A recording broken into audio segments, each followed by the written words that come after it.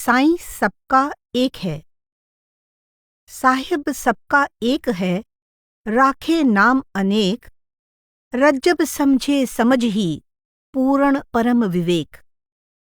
रज्जब जी के जीवन का एक रोचक वृतांत सुनने में आता है कि दुर्सा नाम के एक चारण, ध्यान दें, राजा की प्रशंसा के गीत गाने वाले को चारण कहते हैं, उसको अपने ज्ञान पर बहुत अभिमान था। एक बार उसने ज्ञानियों की सभा में अपने ज्ञान का सिक्का जमाया और अपनी सफलता पर गर्व करता हुआ वह रज्जब जी के पास आ पहुंचा और उनके ज्ञान की टो लेने के उद्देश्य से उसने रज्जब जी से कहा, 52 अक्षर सप्त स्वर गल भाषा 36, इतने ऊपर जो कथे तो जानू कवि ईश।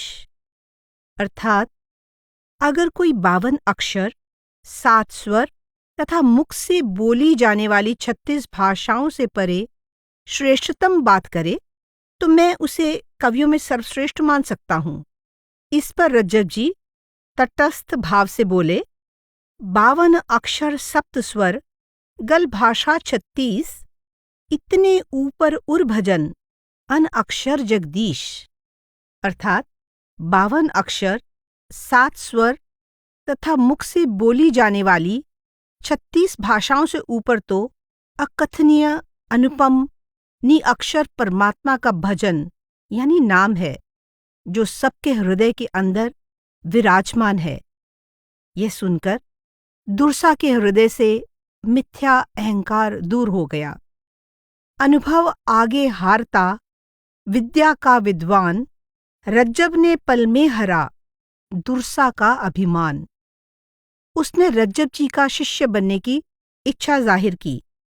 रज्जब जी ने उसे आमेर में दादू दयाल जी के पास जाकर शरण लेने की सलाह दी। जिस परमात्मा की प्राप्ति के लिए हमें मनुष्य जीवन का अनमोल अवसर मिला है, वह कुल मालिक एक है, केवल और केवल एक। देश और काल के अनुसार अलग अलग भाषाओं में उसके नाम अलग हो सकते हैं।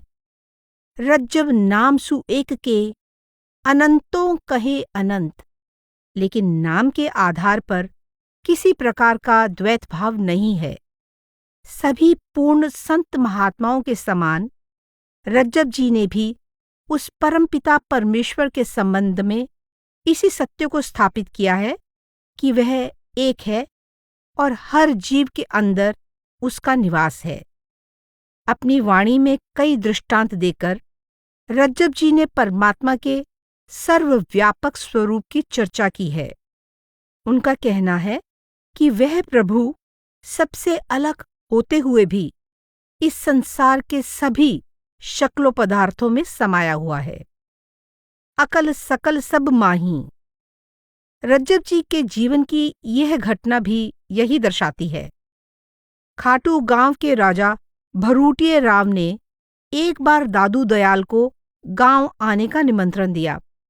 उधर राजा के एक दुष्ट मंत्री ने दादू जी के खिलाफ राजा के कान भरने शुरू कर दिए, जिससे राजा की श्रद्धा डामाडोल हो गई। जब दादू जी अपने शिष्यों के साथ खाटू पहुंचे तो राजा ने उनसे कई प्रश्न पूछे। दादू जी शांत भाव से उत्तर देते रहे। फिर भी राजा ने कहा, यह तो चतुराई है, ज्ञान तो नहीं है। इस पर दादू जी ने कुछ नहीं कहा, चुपचाप वहां से चल दिए। फिर मंत्री के भड़काने पर राजा ने उनके मार्ग में मदमस्त हाथी छोड़ दिया। दादू जी के एक तरफ गरीबदास जी और दूसरी तरफ रज्जब जी चल रहे थे। हाथी को आता देखकर गरीबदास जी ने कहा, महाराज, इस मार्ग में तो षड्यंत्र दिखाई देता है। दादू जी ने उत्तर दिया, षड्यंत्र करने वालों की ही हानि है। इतने में मतवाला हाथी समीप आ पहुंचा। तब बलशाली रज्जब जी हाथी को रोकने के लिए आगे बढ़े, किंतु दादू जी ने रोक दिया और कहा, क्यों आगे बढ़ते हो? उसमें हमारा रक्षक परमात्मा नहीं है क्या? गुरु का संकेत पाते ही रज्जब जी पीछे हट गए। हाथी उनके समीप आया। दादू जी के चरण अपनी सूंड से छुए और उनका आशीर्वाद पाकर एक ओर चल पड़ा। अनेक में एक। रज्जब जी ने परमात्मा के अद्वैत स्वरूप की खुलकर चर्चा की है। वह कुल मालिक, अकल, अनूप, अकेला यानी रचना से परे होने के कारण अरचित है, उसकी कोई तुलना नहीं हो सकती। वह अद्वैत स्वरूप है, सर्वोच्च है और माया के बीच रहते हुए भी माया से अलग है। केवल यह संसार ही नहीं, बल्कि यहाँ मौजूद हर एक जीवात्मा उस एक ही की अंश है।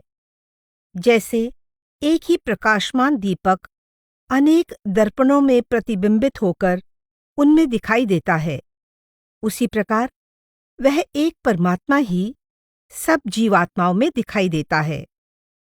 अवतार आत्मा आरसी, आदि नारायण दीप, रज्जब एक अनेक मध्य, तय दीपक दीप उदीप।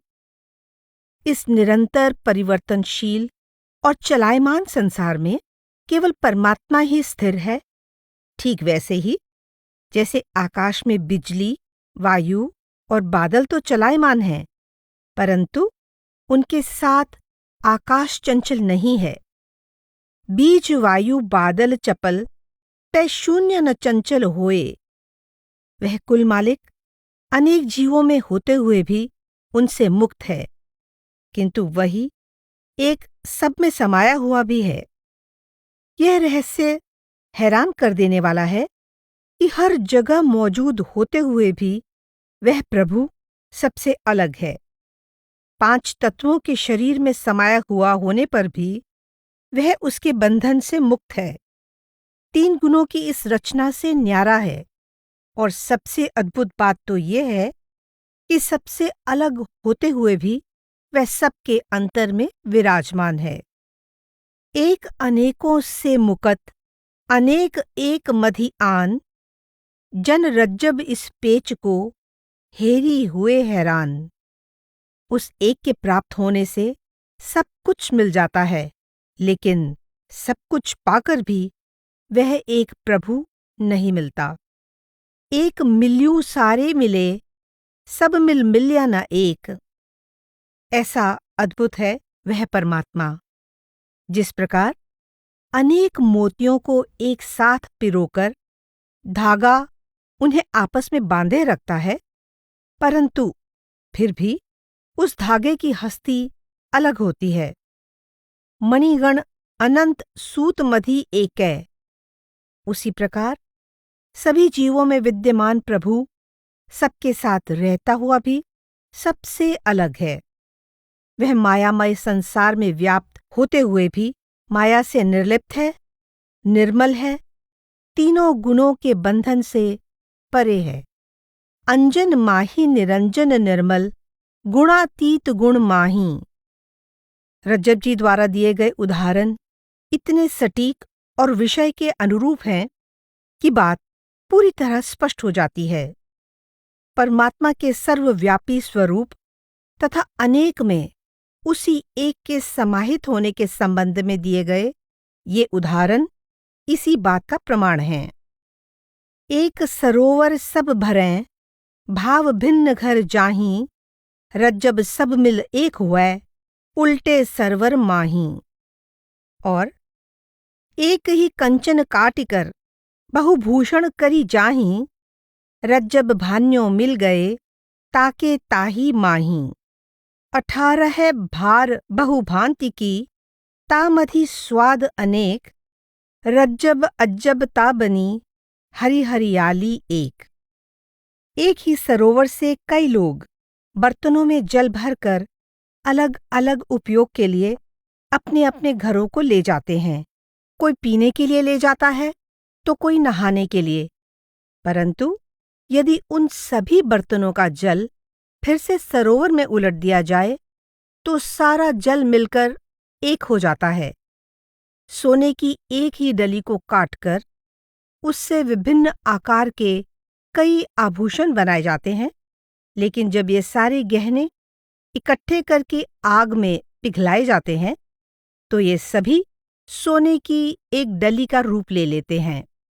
इसी तरह अलग अलग देह रूपों में निवास करने वाली परमात्मा की अंश रूप आत्माएं जब वापस परमात्मा में समा जाती हैं तो फिर से एक हो जाती हैं।